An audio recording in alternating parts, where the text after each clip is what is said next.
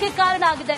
ಒಂದಷ್ಟು ದಿನಗಳಿಂದ ಒಂದಷ್ಟು ತಿಂಗಳುಗಳಿಂದ ಈ ರೈತರ ಆತ್ಮಹತ್ಯೆ ಪ್ರಕರಣಗಳು ಕೇಳಿ ಬರ್ತಾ ಇರಲಿಲ್ಲ. ಬಹಳ ಸಂತೋಷ ಅನ್ನಿಸ್ತಾ ಇತ್ತು. ಆದ್ರೆ ಈಗ ಈ ಪ್ರಕರಣಗಳ ಸಂಖ್ಯೆ ಏರಿಕೆ ಆಗಿದೆ. ಯಾವ ಸರ್ಕಾರ ಬಂದರೂ ಕೂಡ ರೈತರ ಸಮಸ್ಯೆ, ಈ ಅನ್ನದಾತನ ಸಾವು ಕೊನೆಯಾಗುವಂತೆ ಕಾಣಲ್ಲ. ಬೆಚ್ಚಿ ಬೀಳಿಸುತ್ತೆ 1 ವರ್ಷದಲ್ಲಿನ ರೈತರ ಆತ್ಮಹತ್ಯೆಯ ಅಂಕಿಅಂಶಗಳು. ರೈತರ ಆತ್ಮಹತ್ಯೆಯ ಅಂಕಿಅಂಶಗಳ ದಾಖಲೆ ನಿಮ್ಮ ಮುಂದೆ ಇಟ್ಟಿರ್ಬೋದು. ದಾಖಲೆ ಸಮೇತ ಇದನ್ನ ಬಯಲು ಮಾಡ್ತೀವಿ. ಇದು ರಿಪಬ್ಲಿಕ್ ಕನ್ನಡದ ಸ್ಫೋಟಕ ವರದಿ. ರಾಜ್ಯ ಸರ್ಕಾರದ ಅಧಿಕೃತ ದಾಖಲೆ ಈಗ ಲಭ್ಯ ಆಗಿದೆ. ಅನ್ನದಾತರ ಸಾವು ನಿಲ್ತಾ ಇಲ್ಲ, ಅನ್ನದಾತರು ಆತ್ಮಹತ್ಯೆ ಮಾಡ್ಕೊಳ್ಳೋದು ನಿಲ್ತಾ ಇಲ್ಲ, ಅವರ ಕಷ್ಟಗಳು ನಿಲ್ತಾ ಇಲ್ಲ, ಅವರ ತೊಂದರೆಗಳು ನಿಲ್ತಾ ಇಲ್ಲ. ರೈತರಿಗೆ ಸಾಕಷ್ಟು ಯೋಜನೆಗಳನ್ನ ತಂದಿದ್ದೀವಿ, ಸಾಕಷ್ಟು ಕಾರ್ಯಕ್ರಮಗಳನ್ನ ತಂದಿದ್ದೀವಿ ಅಂತ ಹೇಳುವಂತಹ ಸರ್ಕಾರನೇ ಕೊಟ್ಟಿರುವಂತಹ ಅಧಿಕೃತ ದಾಖಲೆ.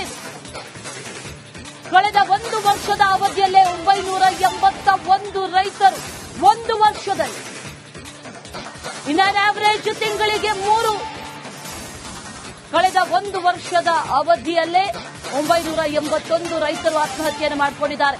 2024ರಿಂದ 2025ರವರೆಗೆ ನಡೆದಿರುವಂತಹ ಆತ್ಮಹತ್ಯೆಗಳು ಅಲ್ಲಿಷ್ಟು ಗಮನಿಸ್ತಾ ಇದೀವಲ್ಲ, ಅದು ರಾಜ್ಯದಲ್ಲಿ 1 ವರ್ಷದಲ್ಲಿ, ಕಳೆದ 1 ವರ್ಷದಲ್ಲಿ ನಡೆದಿರುವಂತಹ ರೈತರ ಆತ್ಮಹತ್ಯೆ ವಿತ್ ನೇಮ್, ಏಜ್ ಎಲ್ಲವೂ ಕೂಡ ಇದೆ, ಪ್ಲೇಸ್ ಎಲ್ಲವೂ ಕೂಡ ಇದೆ. ರಾಜ್ಯ ಸರ್ಕಾರದ ಅಧಿಕೃತ ದಾಖಲೆ ಅದು.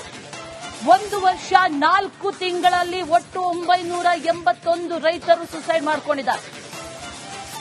ಇದೇ ವಿಚಾರಕ್ಕೆ ಸಂಬಂಧಪಟ್ಟಂತೆ ಡೀಟೇಲ್ಸ್ ಅನ್ನ ಕೊಡ್ತಾರೆ ನಮ್ಮ ಪ್ರತಿನಿಧಿ ಹನುಮಂತು. ನೇರ ಸಂಪರ್ಕದಲ್ಲಿ ಜಾಯ್ನ್ ಆಗ್ತಾ ಇದ್ದಾರೆ. ಹನುಮಂತು, ರಾಜ್ಯ ಸರ್ಕಾರ ಈಗಾಗಲೇ ಹೇಳ್ಕೊಂಡು ಬರ್ತಾ ಇದೆ ರೈತರ ಬದುಕು ಹಸನಾಗಿದೆ, ರೈತರ ಬದುಕನ್ನ ನಾವು ಬಹಳ ಈ ಹಿಂದೆಂದಿಗಿಂತಲೂ ಕೂಡ ಬಹಳ ಚೆನ್ನಾಗಿ ಮಾಡಿಬಿಟ್ಟಿದ್ದೀವಿ ಅಂತ. ಹಾಗಾದ್ರೆ ಕಳೆದ 1 ವರ್ಷದಲ್ಲಿ 981 ಆತ್ಮಹತ್ಯೆಗಳು ಯಾಕಾಗ್ತಾ ಇದ್ವು? ಸರ್ಕಾರ ಇದಕ್ಕೇನು ಉತ್ತರ ಕೊಡುತ್ತೆ? ಯಾವುದೇ ಸರ್ಕಾರ ಬಂದರೂ ಕೂಡ ಅನ್ನದಾತರಿಗೆ ಈ ಕಷ್ಟ ತಪ್ಪಿದ್ದಲ್ಲ. ಡೀಟೇಲ್ಸ್ ಏನಿದೆ ಹನುಮಂತು?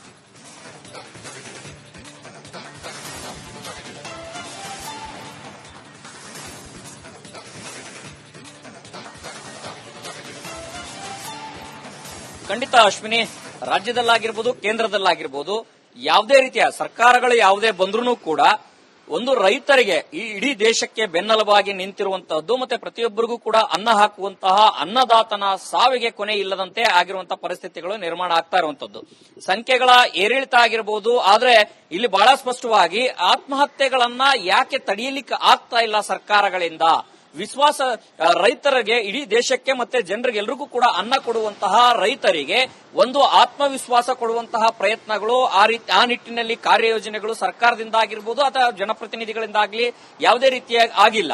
ಯಾಕಂತಂದ ಹೇಳಿದ್ರೆ ರೈತರು ಬೆಳೆದಂತಹ ಬೆಳೆ ಹಾನಿ ಆಗಿರುವಂತಹ ವಿಚಾರ ಆಗಿರ್ಬೋದು. ಯಾಕಂತಂದ ಹೇಳಿದ್ರೆ ಸುಮಾರು ವರ್ಷ ಹುತ್ತು ಬೆತ್ತು ಎಲ್ಲ ಬೆಳೆದಂತಹ ಸಂದರ್ಭದಲ್ಲಿ ಇನ್ನೇನು ಪರಿಹಾರ ತೆಗೆದುಕೊಳ್ಬೇಕು ಅಂತ ಸಂದರ್ಭದಲ್ಲಿ ಮಳೆ ಹಾನಿ ಆಗಿರ್ಬೋದು, ಬೆಳೆ ಹಾನಿ ಆಗಿರ್ಬೋದು, ಈ ರೀತಿಯ ಸಮಸ್ಯೆಗಳು ಬಂದಂತಹ ಸಂದರ್ಭದಲ್ಲಿ ಸಹಜವಾಗಿ ರೈತರು ಸಾಲಕ್ಕೆ ತುತ್ತಾಗ್ತಾರಂತದ್ದು. ಸಾಲಬಾಧೆಗಳಿಂದ ಸಾಲವನ್ನ ಕಟ್ಟಕ್ಕಾಗದ ರೀತಿಯಲ್ಲಿ ತಮ್ಮ ಆತ್ಮಹತ್ಯೆಗೆ ಶರಣಾಗುವಂತಹ ಪ್ರಕರಣಗಳು ಸಾಕಷ್ಟು ಇದಾವೆ. ಅಂತಿಮವಾಗಿ ಮತ್ತೊಂದು ಕಡೆಗೆ ತಾವು ಬೆಳೆದಂತಹ ಬೆಳೆ ಪರಿಹಾರ ಸರ್ಕಾರದಿಂದನೂ ಕೂಡ ಪರಿಹಾರ ಸೂಕ್ತವಾಗಿ ಸಿಗ್ತಾ ಇದೆಯಾ? ಖಂಡಿತವಾಗಿಯೂ ಕೂಡ ಇಂಥದ್ದೊಂದು $1 ಮಿಲಿಯನ್ ಪ್ರಶ್ನೆ ರೈತರಲ್ಲೂ ಮೂಡಿರುವಂತದ್ದು. ಎಷ್ಟೋ ಬೆರಳಿಕೆಯಷ್ಟು ರೈತರಿಗೆ ಮಾತ್ರ ಸರ್ಕಾರದಿಂದ ಪರಿಹಾರ ಸಿಗುತ್ತೆ. ಆದ್ರೆ ಬಹುತೇಕ ಅಪ್ಲೈ ಮಾಡಿದಂತಹ ಪರಿಹಾರ ನಿಧಿಗೆ ಅಪ್ಲೈ ಮಾಡಿದಂತಹ ಪರಿಹಾರ ನಿಧಿಯೂ ಕೂಡ ಈ ಕ್ಷಣಕ್ಕೂ ಸರ್ಕಾರದಿಂದ ಸಮರ್ಪಕವಾಗಿ ಸಿಗ್ತಾ ಇಲ್ಲ ಅನ್ನೋ ಆರೋಪಗಳಿರುವಂತದ್ದು. ಮತ್ತೊಂದು ಕಡೆಗೆ ಇತ್ತೀಚೆಗೆ ಕಳೆದ 2 ದಿನಗಳಿಂದಲೂ ಕೂಡ ಸಾಕಷ್ಟು ಚರ್ಚೆಗೆ ಗ್ರಾಸವಾಗ್ತಾ ಇರುವಂತದ್ದು ಏನಂತ ಹೇಳಿದ್ರೆ ಯೂರಿಯಾ ಗೊಬ್ಬರವೂ ಕೂಡ ಸಾಕಷ್ಟು ಕೊರತೆ ಎದ್ದು ಕಾಣಿಸ್ತಾ ಇರುವಂತದ್ದು. ಇನ್ನೇನು ಮಳೆಯಾಗಿ ಮುಂಗಾರು ಮಳೆ ಪ್ರಾರಂಭ ಆಗುವಂತಹ ಸಂದರ್ಭದಲ್ಲೂ ಕೂಡ ಸೂಕ್ತವಾದಂತಹ ಗೊಬ್ಬರ ಸಿಗಲಿಲ್ಲ ಅಂತ ಹೇಳಿದ್ರೆ ಸಹಜವಾಗಿ ಈ ರೀತಿ ಅನೇಕ ರೀತಿಯ ಸಮಸ್ಯೆಗಳು ರೈತರು ಎದುರಿಸ್ತಾ ಇರುವಂತದ್ದು.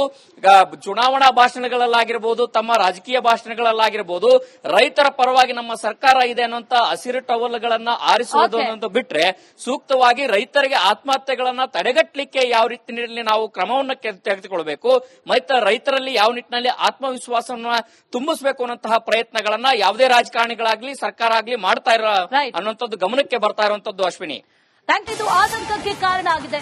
ಒಂದಷ್ಟು ದಿನಗಳಿಂದ ಒಂದಷ್ಟು ತಿಂಗಳುಗಳಿಂದ ಈ ರೈತರ ಆತ್ಮಹತ್ಯೆ ಪ್ರಕರಣಗಳು ಕೇಳಿ ಬರ್ತಾ ಇರಲಿಲ್ಲ. ಬಹಳ ಸಂತೋಷ ಅನ್ನಿಸ್ತಾ ಇತ್ತು. ಆದ್ರೆ ಈಗ ಈ ಪ್ರಕರಣಗಳ ಸಂಖ್ಯೆ ಏರಿಕೆ ಆಗಿದೆ. ಯಾವ ಸರ್ಕಾರ ಬಂದರೂ ಕೂಡ ರೈತರ ಸಮಸ್ಯೆ, ಈ ಅನ್ನದಾತನ ಸಾವು ಕೊನೆಯಾಗುವಂತೆ ಕಾಣಲ್ಲ. ಬೆಚ್ಚಿ ಬೀಳಿಸುತ್ತೆ ಒಂದು ವರ್ಷದಲ್ಲಿನ ರೈತರ ಆತ್ಮಹತ್ಯೆಯ ಅಂಕಿಅಂಶಗಳು, ರೈತರ ಆತ್ಮಹತ್ಯೆಯ ಅಂಕಿಅಂಶಗಳ ದಾಖಲೆ ನಿಮ್ಮ ಮುಂದೆ ಇರ್ತೀವಿ. ದಾಖಲೆ ಸಮೇತ ಇದನ್ನ ಬಯಲು ಮಾಡ್ತೀವಿ. ಇದು ರಿಪಬ್ಲಿಕ್ ಕನ್ನಡದ ಸ್ಫೋಟಕ ವರದಿ. ರಾಜ್ಯ ಸರ್ಕಾರದ ಅಧಿಕೃತ ದಾಖಲೆ ಈಗ ಲಭ್ಯ ಆಗಿದೆ. ಅನ್ನದಾತರ ಸಾವು ನಿಲ್ತಾ ಇಲ್ಲ, ಅನ್ನದಾತರು ಆತ್ಮಹತ್ಯೆ ಮಾಡ್ಕೊಳ್ಳೋದು ನಿಲ್ತಾ ಇಲ್ಲ, ಅವರ ಕಷ್ಟಗಳು ನಿಲ್ತಾ ಇಲ್ಲ, ಅವರ ತೊಂದರೆಗಳು ನಿಲ್ತಾ ಇಲ್ಲ. ರೈತರಿಗೆ ಸಾಕಷ್ಟು ಯೋಜನೆಗಳನ್ನ ತಂದಿದ್ದೀವಿ, ಸಾಕಷ್ಟು ಕಾರ್ಯಕ್ರಮಗಳನ್ನ ತಂದಿದ್ದೀವಿ ಅಂತ ಹೇಳುವಂತಹ ಸರ್ಕಾರನೇ ಕೊಟ್ಟಿರುವಂತಹ ಅಧಿಕೃತ ದಾಖಲೆ. ಕಳೆದ ಒಂದು ವರ್ಷದ ಅವಧಿಯಲ್ಲೇ 981 ರೈತರು ಒಂದು ವರ್ಷದಲ್ಲಿ, ಇನ್ ಆನ್ ಆವರೇಜ್ ತಿಂಗಳಿಗೆ 3, ಕಳೆದ ಒಂದು ವರ್ಷದ ಅವಧಿಯಲ್ಲೇ 981 ರೈತರು ಆತ್ಮಹತ್ಯೆಯನ್ನು ಮಾಡಿಕೊಂಡಿದ್ದಾರೆ. 2024ರಿಂದ 2025ರವರೆಗೆ ನಡೆದಿರುವಂತಹ ಆತ್ಮಹತ್ಯೆಗಳು ಅಲ್ಲಿಷ್ಟು ಗಮನಿಸ್ತಾ ಇದೀವಲ್ಲ, ಅದು ರಾಜ್ಯದಲ್ಲಿ ಒಂದು ವರ್ಷದಲ್ಲಿ, ಕಳೆದ ಒಂದು ವರ್ಷದಲ್ಲಿ ನಡೆದಿರುವಂತಹ ರೈತರ ಆತ್ಮಹತ್ಯೆ ವಿತ್ ನೇಮ್, ಏಜ್ ಎಲ್ಲವೂ ಕೂಡ ಇದೆ, ಪ್ಲೇಸ್ ಎಲ್ಲವೂ ಕೂಡ ಇದೆ. ರಾಜ್ಯ ಸರ್ಕಾರದ ಅಧಿಕೃತ ದಾಖಲೆ ಅದು. ಒಂದು ವರ್ಷ 4 ತಿಂಗಳಲ್ಲಿ ಒಟ್ಟು 981 ರೈತರು ಸುಸೈಡ್ ಮಾಡಿಕೊಂಡಿದ್ದಾರೆ. ಇದೇ ವಿಚಾರಕ್ಕೆ ಸಂಬಂಧಪಟ್ಟಂತೆ ಡೀಟೇಲ್ಸ್ ಅನ್ನ ಕೊಡ್ತಾರೆ ನಮ್ಮ ಪ್ರತಿನಿಧಿ ಹನುಮಂತು. ನೇರ ಸಂಪರ್ಕದಲ್ಲಿ ಜಾಯ್ನ್ ಆಗ್ತಾ ಇದ್ದಾರೆ. ಹನುಮಂತು, ರಾಜ್ಯ ಸರ್ಕಾರ ಈಗಾಗಲೇ ಹೇಳ್ಕೊಂಡು ಬರ್ತಾ ಇದೆ, ರೈತರ ಬದುಕು ಹಸನಾಗಿದೆ, ರೈತರ ಬದುಕನ್ನ ನಾವು ಬಹಳ ಈ ಹಿಂದೆಂದಿಗಿಂತಲೂ ಕೂಡ ಬಹಳ ಚೆನ್ನಾಗಿ ಮಾಡಿಬಿಟ್ಟಿದ್ದೀವಿ ಅಂತ. ಹಾಗಾದ್ರೆ ಕಳೆದ ಒಂದು ವರ್ಷದಲ್ಲಿ 981 ಆತ್ಮಹತ್ಯೆಗಳು ಯಾಕೆ ಆಗ್ತಾ ಇದ್ವು? ಸರ್ಕಾರ ಇದಕ್ಕೇನು ಉತ್ತರ ಕೊಡುತ್ತೆ? ಯಾವುದೇ ಸರ್ಕಾರ ಬಂದರೂ ಕೂಡ ಅನ್ನದಾತರಿಗೆ ಈ ಕಷ್ಟ ತಪ್ಪಿದ್ದಲ್ಲ. ಡೀಟೇಲ್ಸ್ ಏನಿದೆ ಹನುಮಂತು?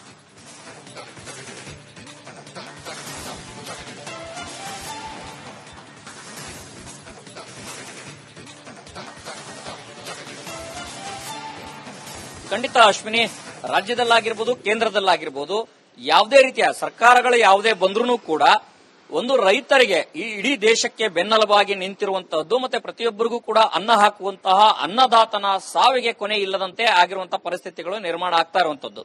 ಸಂಖ್ಯೆಗಳ ಏರಿಳಿತ ಆಗಿರಬಹುದು, ಆದ್ರೆ ಇಲ್ಲಿ ಬಹಳ ಸ್ಪಷ್ಟವಾಗಿ ಆತ್ಮಹತ್ಯೆಗಳನ್ನ ಯಾಕೆ ತಡೆಯಲಿಕ್ಕೆ ಆಗ್ತಾ ಇಲ್ಲ ಸರ್ಕಾರಗಳಿಂದ? ವಿಶ್ವಾಸ ರೈತರಿಗೆ, ಇಡೀ ದೇಶಕ್ಕೆ ಮತ್ತೆ ಜನರಿಗೆಲ್ಲರಿಗೂ ಕೂಡ ಅನ್ನ ಕೊಡುವಂತಹ ರೈತರಿಗೆ ಒಂದು ಆತ್ಮವಿಶ್ವಾಸ ಕೊಡುವಂತಹ ಪ್ರಯತ್ನಗಳು, ಆ ನಿಟ್ಟಿನಲ್ಲಿ ಕಾರ್ಯಯೋಜನೆಗಳು ಸರ್ಕಾರದಿಂದ ಆಗಿರ್ಬೋದು ಅಥವಾ ಜನಪ್ರತಿನಿಧಿಗಳಿಂದಾಗ್ಲಿ ಯಾವುದೇ ರೀತಿಯಾಗಿ ಆಗಿಲ್ಲ.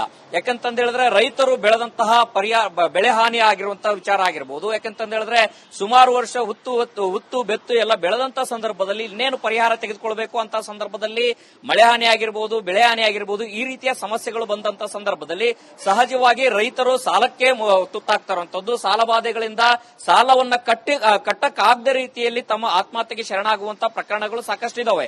ಅಂತಿಮವಾಗಿ ಮತ್ತೊಂದು ಕಡೆಗೆ ತಾವು ಬೆಳೆದಂತಹ ಬೆಳೆ ಪರಿಹಾರ ಸರ್ಕಾರದಿಂದನೂ ಕೂಡ ಪರಿಹಾರ ಸೂಕ್ತವಾಗಿ ಸಿಗ್ತಾ ಇದೆಯಾ? ಖಂಡಿತವಾಗಿಯೂ ಕೂಡ ಇಂಥದ್ದೊಂದು $1 ಮಿಲಿಯನ್ ಪ್ರಶ್ನೆ ರೈತರಲ್ಲೂ ಮೂಡಿರುವಂತದ್ದು. ಎಷ್ಟೋ ಬೆರಳಿಕೆಯಷ್ಟು ರೈತರಿಗೆ ಮಾತ್ರ ಸರ್ಕಾರದಿಂದ ಪರಿಹಾರ ಸಿಗುತ್ತೆ. ಆದ್ರೆ ಬಹುತೇಕ ಅಪ್ಲೈ ಮಾಡಿದಂತಹ ಪರಿಹಾರ ನಿಧಿಗೆ ಅಪ್ಲೈ ಮಾಡಿದಂತಹ ಪರಿಹಾರ ನಿಧಿಯೂ ಕೂಡ ಈ ಕ್ಷಣಕ್ಕೂ ಸರ್ಕಾರದಿಂದ ಸಮರ್ಪಕವಾಗಿ ಸಿಗ್ತಾ ಇಲ್ಲ ಅನ್ನೋ ಆರೋಪಗಳಿರುವಂತದ್ದು. ಮತ್ತೊಂದು ಕಡೆಗೆ ಇತ್ತೀಚೆಗೆ ಕಳೆದ 2 ದಿನಗಳಿಂದನೂ ಕೂಡ ಸಾಕಷ್ಟು ಚರ್ಚೆಗೆ ಗ್ರಾಸವಾಗ್ತಾ ಇರುವಂತದ್ದು ಏನಂತ ಹೇಳಿದ್ರೆ ಯೂರಿಯಾ ಗೊಬ್ಬರವೂ ಕೂಡ ಸಾಕಷ್ಟು ಕೊರತೆ ಎದ್ದು ಕಾಣಿಸ್ತಾ ಇರುವಂತದ್ದು. ಇನ್ನೇನು ಮಳೆಯಾಗಿ ಮುಂಗಾರು ಮಳೆ ಪ್ರಾರಂಭ ಆಗುವಂತಹ ಸಂದರ್ಭದಲ್ಲೂ ಕೂಡ ಸೂಕ್ತವಾದಂತಹ ಗೊಬ್ಬರ ಸಿಗಲಿಲ್ಲ ಅಂತ ಹೇಳಿದ್ರೆ ಸಹಜವಾಗಿ ಈ ರೀತಿ ಅನೇಕ ರೀತಿಯ ಸಮಸ್ಯೆಗಳು ರೈತರು ಎದುರಿಸ್ತಾ ಇರುವಂತದ್ದು. ಚುನಾವಣಾ ಭಾಷಣಗಳಲ್ಲಾಗಿರ್ಬೋದು, ತಮ್ಮ ರಾಜಕೀಯ ಭಾಷಣಗಳಲ್ಲಾಗಿರ್ಬೋದು, ರೈತರ ಪರವಾಗಿ ನಮ್ಮ ಸರ್ಕಾರ ಇದೆ ಅನ್ನುವಂತ ಹಸಿರು ಟವಲ್ಗಳನ್ನ ಆರಿಸುವುದು ಬಿಟ್ರೆ ಸೂಕ್ತವಾಗಿ ರೈತರಿಗೆ ಆತ್ಮಹತ್ಯೆಗಳನ್ನ ತಡೆಗಟ್ಟಲಿಕ್ಕೆ ಯಾವ ರೀತಿಯಲ್ಲಿ ನಾವು ಕ್ರಮವನ್ನು ತೆಗೆದುಕೊಳ್ಬೇಕು, ಮತ್ತೆ ರೈತರಲ್ಲಿ ಯಾವ ನಿಟ್ಟಿನಲ್ಲಿ ಆತ್ಮವಿಶ್ವಾಸವನ್ನ ತುಂಬಿಸಬೇಕು ಅನ್ನುವಂತಹ ಪ್ರಯತ್ನಗಳನ್ನ ಯಾವುದೇ ರಾಜಕಾರಣಿಗಳಾಗ್ಲಿ ಸರ್ಕಾರ ಆಗ್ಲಿ ಮಾಡ್ತಾ ಇರೋ ಅನ್ನುವಂಥದ್ದು ಗಮನಕ್ಕೆ ಬರ್ತಾ ಇರುವಂತದ್ದು. ಅಶ್ವಿನಿ.